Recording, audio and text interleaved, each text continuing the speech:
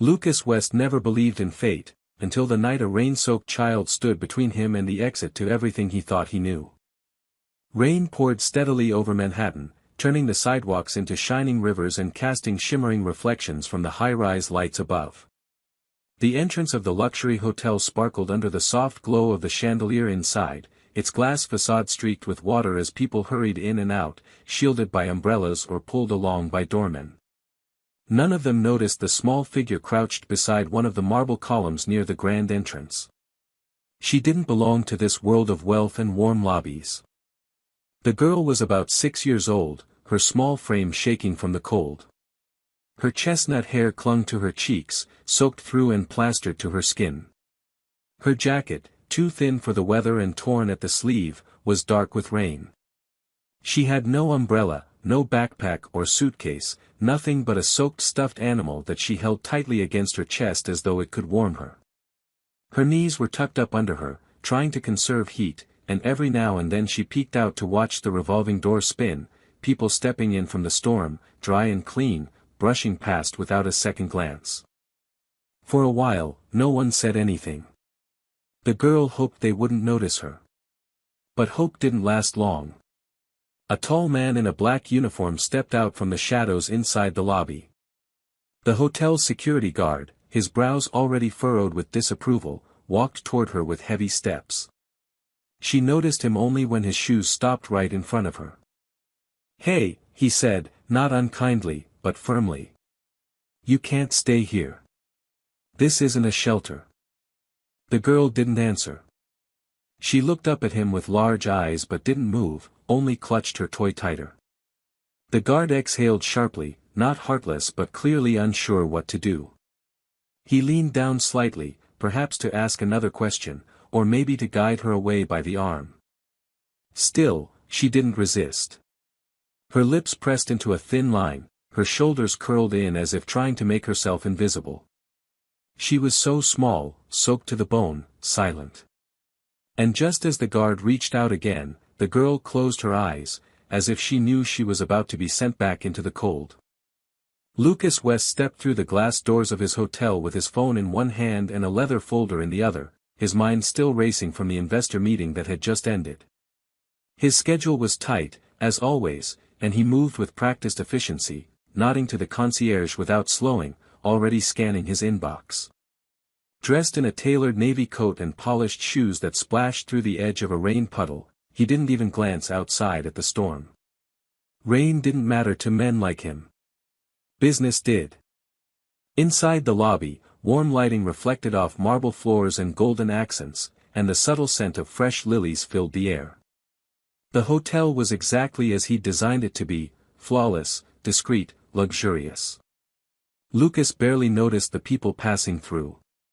He was about to enter the elevator when a sharp voice broke through the ambient murmur of conversations and gentle music. A security guard's tone, unusually pointed. Then, faintly beneath it, something else. A small, broken sound. A child's sob. Lucas paused mid-step. His thumb hovered over a half-typed reply on the screen, but he didn't hit send. The sound didn't fit here. Not in this place of order and comfort.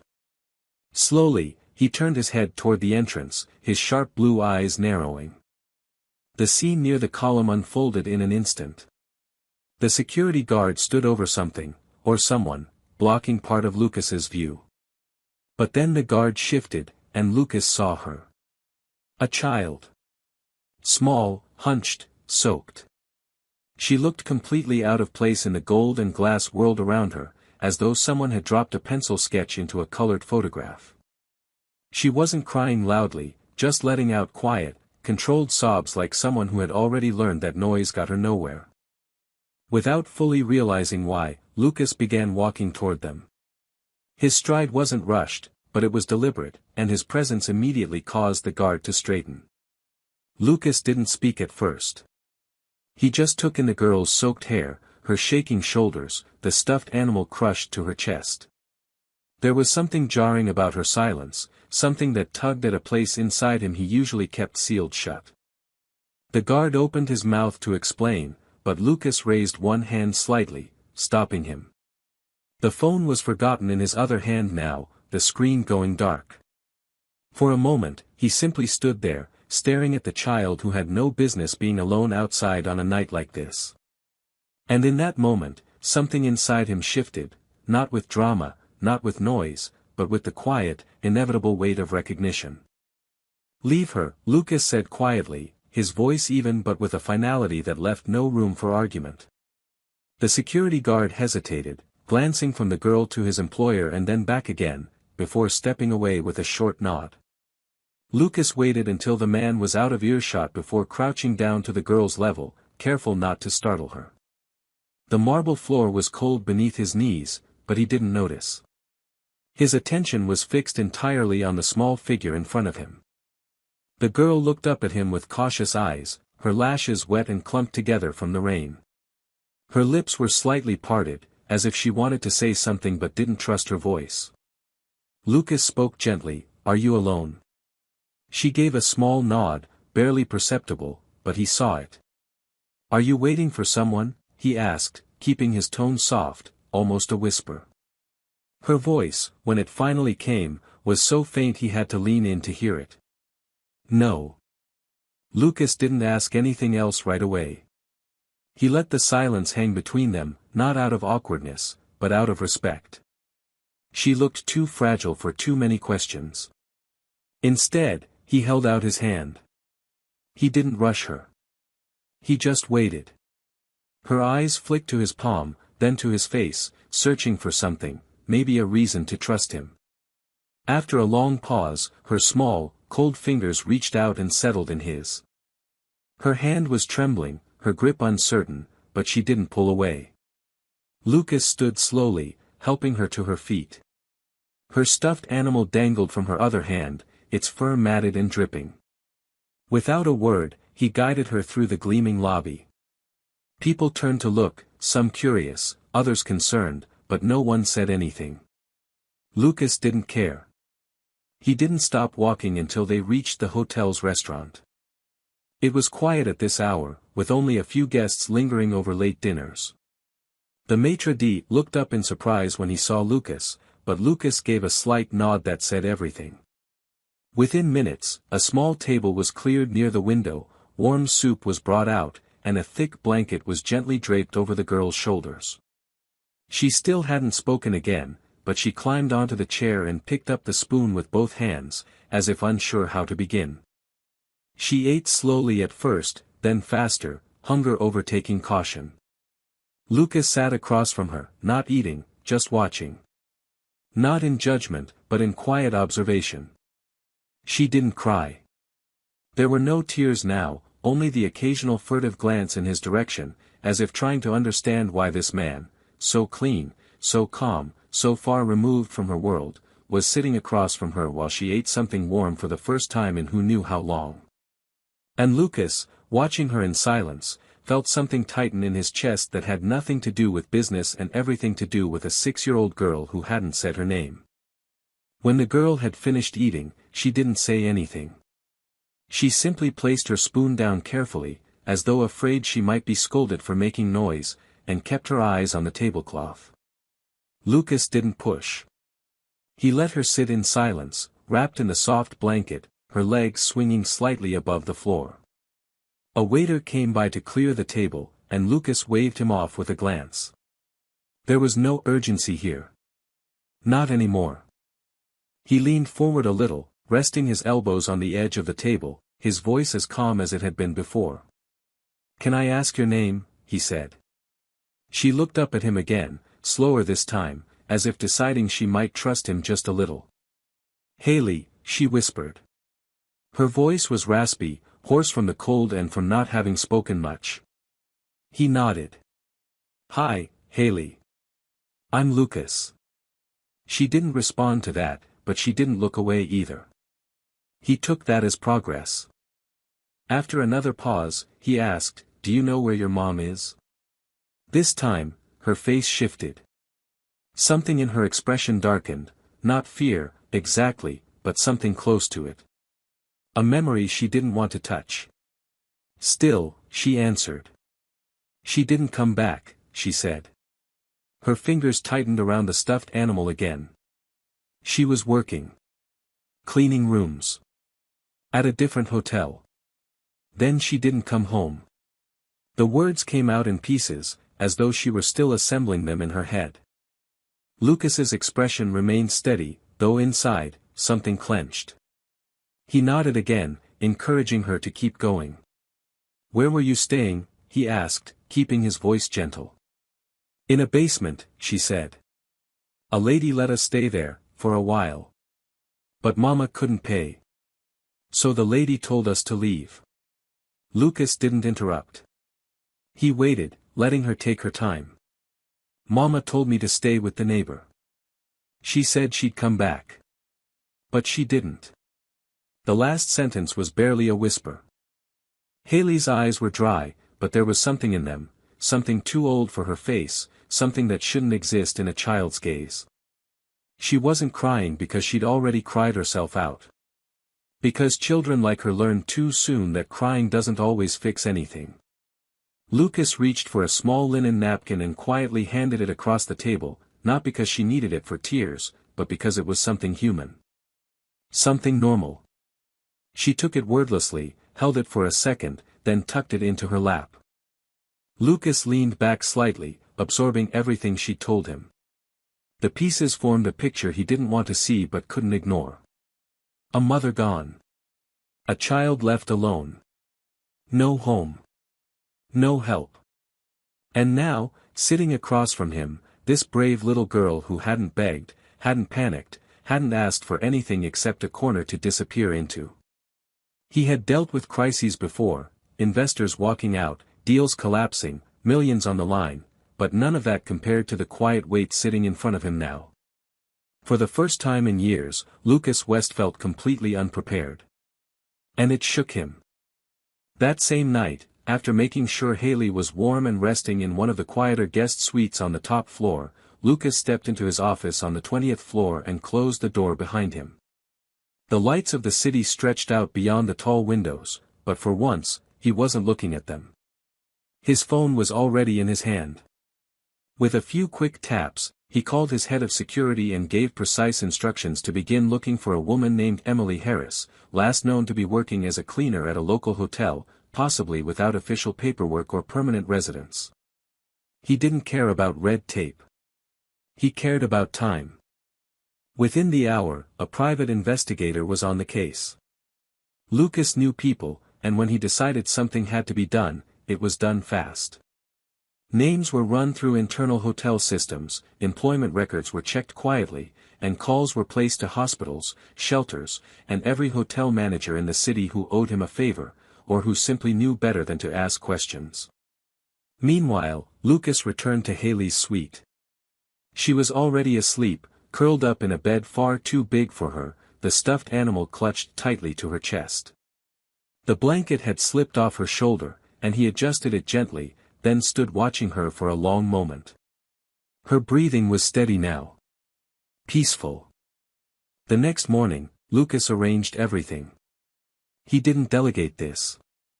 He personally called the best nanny agency he knew, requesting someone experienced, patient, and kind. He bought new clothes in her size, had toys brought in, books, even a purple nightlight after the nanny gently mentioned that some kids couldn't sleep well in total darkness. Lucas made space for her not just physically, but with a kind of careful attention he didn't even realize he had in him. He cleared his morning meetings. He reviewed proposals with one hand while watching her eat breakfast with the other. She still didn't smile. She barely spoke. But she let the nanny brush her hair, and she asked for water once.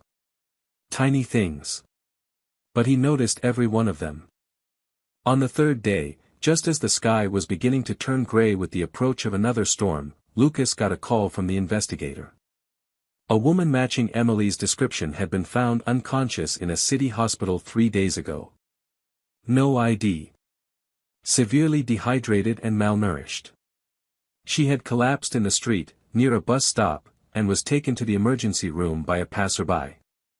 Because she had no identification, no one had known who she was. She had remained unconscious until the night before, and even then, her condition had been fragile. Lucas didn't hesitate. He gave the hospital his name, authorized every cost without blinking, and demanded a full update on her condition. Then he walked down the hallway to Haley's room and stood outside the door for a moment before going in. She was sitting on the floor with a coloring book, quietly humming to herself, her knees drawn up as she focused on a page filled with blue scribbles. She looked up when he entered, eyes wide and alert. "Your mom," he said gently, kneeling beside her. "They found her. She's in the hospital. She fainted, but she's alive. She's going to be okay." Haley didn't speak right away. She blinked at him, her lips slightly parted, the crayon still in her hand. Slowly, as if not sure she'd heard him right, she said, "She's really alive?" He nodded. "Yes. She's going to get better." And then, for the first time since he'd met her, her mouth quivered, her eyes filled with tears, and she whispered, "Can I see her?" Lucas felt his throat tighten as he said, "Soon. Very soon. I promise." Lucas arrived at the hospital later that afternoon, holding Haley's small hand as they entered through the emergency wing. The staff had been alerted ahead of time, and despite the usual chaos of patients and movement, everything seemed to clear before them as they were led through a quiet corridor to a recovery room on the 4th floor. Haley walked beside him without speaking, her fingers wrapped tightly around his, her face pale but composed. She had insisted on wearing her new purple coat, and she carried her stuffed animal in her other arm, clinging to it like a lifeline. The nurse outside the room gave Lucas a quiet nod. "She's awake," the woman said softly, "but still weak. We haven't told her much. We thought it would be better if she saw her daughter herself." Lucas thanked her and gently reached for the door. He turned to Haley, crouched down, and looked her in the eyes. "She's inside. Take your time, okay?" The little girl nodded, and for a moment, her composure cracked just slightly. Then she pushed open the door and stepped into the room without hesitation. Emily Harris was sitting up in bed, thin and pale, her arms resting weakly on the blanket. Her hair was disheveled, her eyes sunken with exhaustion, but they lit up the moment she saw the tiny figure entering the room. "Haley," she whispered, her voice barely audible. The girl froze for a heartbeat, and then rushed forward with a sudden cry, throwing her arms around her mother, the stuffed toy squished between them. Emily held her daughter as tightly as her strength would allow, her hands shaking, her breaths uneven. Tears streamed down her cheeks as she repeated her daughter's name over and over like a prayer, like an anchor pulling her back to life. Lucas stayed in the doorway, watching silently. He didn't move, didn't speak. This wasn't his moment. It was theirs. He saw Emily clutching her child like she might vanish again if she let go. He saw Haley's small fingers gripping the hospital gown, her face buried in her mother's chest. No explanations were needed. This was what mattered. This was the answer to every question the last few days had thrown at him. After a long while, Emily looked up, still cradling Haley, and her eyes met Lucas's. She froze for a second, confused, and then something shifted in her face, recognition, disbelief. "You," she said hoarsely. "You're the man from the hotel. The owner." Her voice cracked, but there was no fear in it. Only amazement. Lucas stepped further into the room and gave a slight smile, nodding. "Yes. I found Haley at the entrance. She was cold, alone. I couldn't walk away." Emily looked at her daughter, then back at him, tears still on her cheeks. "You took care of her?" she asked, almost as if she couldn't believe it. "You brought her here?" Lucas didn't speak immediately. He just looked at the woman, exhausted, broken, but alive, and said quietly, "She was brave. She waited for you. She never stopped hoping." Emily wiped her eyes with one trembling hand. "I thought I'd never see her again," she whispered. "I thought I failed her." Her voice broke on the last word, and Haley looked up at her with wide, serious eyes. "You didn't," Lucas said gently. You did everything you could. And now she's safe. You both are. Silence settled in the room for a few moments, thick but calm. The storm was outside now, not here.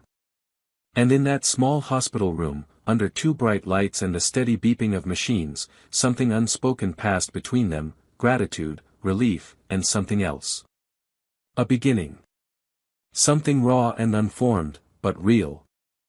The days after the hospital reunion passed quietly, almost cautiously, as if none of them dared to move too quickly and disturb the fragile peace they had found. Emily was transferred to a private recovery suite, where she could rest without the noise and pressure of the general ward. Lucas handled everything, her treatment, her food, even arranging for a proper doctor to visit her daily.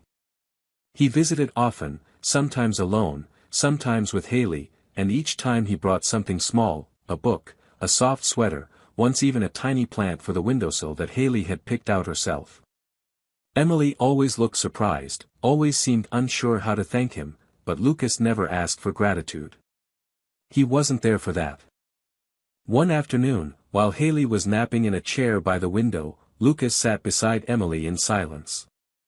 She looked better now, still tired, still thinner than she should be, but the color had returned to her face, and her eyes no longer held the wild, panicked look of someone trying to survive. She turned to him after a while and asked, "Why did you help us?"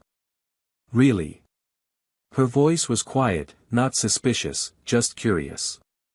"You didn't know us. You didn't have to." Lucas leaned back in the chair, exhaling slowly. His gaze drifted to the child sleeping beside them, then back to the woman who had once been a stranger. "When I was a kid," he said after a pause, "I had a younger brother. His name was Ethan. He was 5 years younger than me, curious, always climbing things he wasn't supposed to, always laughing too loudly." His voice was calm, but there was a tightness in it now, something deeper beneath the words. "One afternoon, he slipped on the stairs in our backyard. I was supposed to be watching him. I wasn't. I thought he'd be fine. But he wasn't." Emily didn't interrupt. She just listened. "He died before the ambulance arrived," Lucas continued, his voice low. "After that, everything changed. My parents were present, but not really. Grief took over the house. I grew up fast. I built walls. I succeeded at everything because I couldn't afford to fail at anything ever again. But that guilt," he hesitated, then gave a hollow laugh. "That never really left." Emily's expression softened with something that wasn't pity, but understanding. A kind of recognition. "When I saw Haley that night outside the hotel," Lucas went on, "I didn't know her story. I didn't know who she was. But I saw that look, the one Ethan had when he'd get hurt and try not to cry. I saw the way she clung to that toy like it was the only thing in the world that made sense. And I couldn't leave her. I couldn't lose another child." Emily reached out slowly and placed her hand over his. Her touch was light, but steady. "You didn't lose her," she said. "You saved her." Lucas didn't reply for a moment. He looked down at their hands and then gave the faintest nod. Then, hesitantly, Emily spoke again. "I was married once. He wasn't like you." Her hand trembled slightly as she pulled it back. "At first, he was charming. That's how it always starts, right? He made me feel like I mattered. Then he made me feel like I owed him. Then like I was nothing without him." Her voice cracked. "I left when I found out I was pregnant. I hid. Changed cities. Cleaned rooms, waited tables, did anything I could. I never let Haley near him. Never let him know she existed." Lucas didn't look away. He didn't ask for details she didn't want to give. He just sat there, listening in the way no one else ever had. "You protected her," he said simply. "I tried," Emily whispered. "But I failed too. When I fainted. I thought that was it. I thought she'd be alone forever. She wasn't, Lucas said. You gave her everything you could. And when you couldn't anymore, someone else stepped in. That doesn't mean you failed. It means you survived. There was a long silence after that, but it wasn't heavy. It was full of things that didn't need to be said. Trust, fragile but real, settled between them. Lucas looked at her and saw not just the woman from the hospital bed, not just the mother fighting to hold her daughter's world together, but someone strong, someone who had crawled through hell and kept walking. And Emily, in turn, looked at Lucas not as the wealthy man from the posters, but as someone haunted, someone healing, someone who had chosen, against everything his world might have taught him, to care. When Haley stirred and reached sleepily for both of them, neither of them moved away. A year later, the air in their lives felt different. Softer. Steadier. There were no more hospital visits, no rushed phone calls in the middle of the night, no cold lobbies with watchful eyes. Life had settled into something that resembled peace, not perfect, not without its challenges, but real. Lucas had kept his promise to both Emily and Haley, though in truth, he had given them far more than either of them had asked for. The modest apartment he gifted them wasn't just a safe place to live, it was a home, carefully chosen on a quiet street near a school, with a small garden in the back where Haley had planted 2 sunflowers and a row of crooked tulips. Emily had cried when she first stepped inside. Not because of the furniture or the size or the view from the balcony, but because it had a front door that locked and no shadows on the walls. It was theirs. And no one could take it away. Haley adapted quickly. Children often do, but there was something in her that had always held on to hope, even when everything else was slipping away. She walked to school every morning with a backpack that had tiny purple stars on it and told anyone who asked that purple was her lucky color. She made friends easily, not loudly, but warmly, and teachers often remarked how kind she was, how steady, how she always noticed when someone needed help. At home, she filled the walls with drawings, houses with wide windows, rooms with soft yellow lights, people holding hands under blue skies. More than once, Emily found her daughter sketching at the kitchen table with complete focus, tongue between her teeth, mumbling about buildings and bridges and how Mr. Lucas says architects don't just make things pretty, they make them strong. Lucas had become a regular part of their lives, though he never pushed. At first, he came by on Sundays, bringing groceries or a small gift for Haley, a book about skyscrapers, a puzzle shaped like a museum. Sometimes he stayed for lunch, sometimes just for tea. Emily, still cautious with her heart, kept a respectful distance, but something about his presence made it easier to breathe. She didn't feel watched when he was there. She didn't feel judged. He spoke to her like she mattered, like her opinions were worth listening to, and slowly, she began to believe him. Over time, Sunday visits turned into weekend outings, walks in the park, rainy afternoons spent at art galleries or the quiet wing of the Natural History Museum where Haley could press buttons on the models of buildings and light up their hidden structures. Lucas didn't talk about work much around them. He still ran his hotel empire, still sat in boardrooms and closed deals that made headlines. But when he was with them, he seemed different. Softer, less distracted. He no longer checked his phone every 5 minutes. He started laughing more. And once, when Haley tugged on his sleeve and called him ours, he didn't correct her. He just smiled, with something in his eyes that hadn't been there in years. For Emily, trust came like the slow tide, returning, retreating, then inching closer again. She had built a life out of silence and strength, but around Lucas, she found herself speaking more freely. She told him about her dreams before everything went wrong, how she had once wanted to be a teacher, how she used to love poetry. She confessed how scared she had been, every night alone with Haley, listening for footsteps that might find them. Lucas never interrupted, never tried to fix her pain with empty promises. He just listened. And in that quiet, she found room to heal. One Sunday afternoon, after lunch, Haley disappeared into her room and returned with a drawing folded carefully into quarters. She handed it to Lucas without a word. He opened it slowly. It showed a small house with 3 stick figures holding hands in front of it. One had long hair, one had a stuffed animal, and the third had blonde scribbles on its head and a blue tie. Above them was written in crooked, bright letters, "Our Home." Lucas stared at it for a long moment. He didn't speak. He just looked at Haley, then at Emily, then back at the drawing. And in that moment, without ceremony or declaration, he realized something had shifted inside him. He had spent his life building towers, counting profits, surrounding himself with precision and control. But this child, this woman, this life they were building quietly, steadily, together, this was what he had never dared to imagine. He hadn't just helped them find a home. They had given him one too.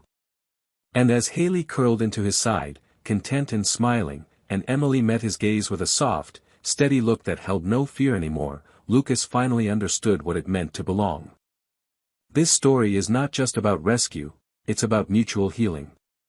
The ending feels especially meaningful to me because it doesn't offer a fairy tale finale where everything is instantly perfect.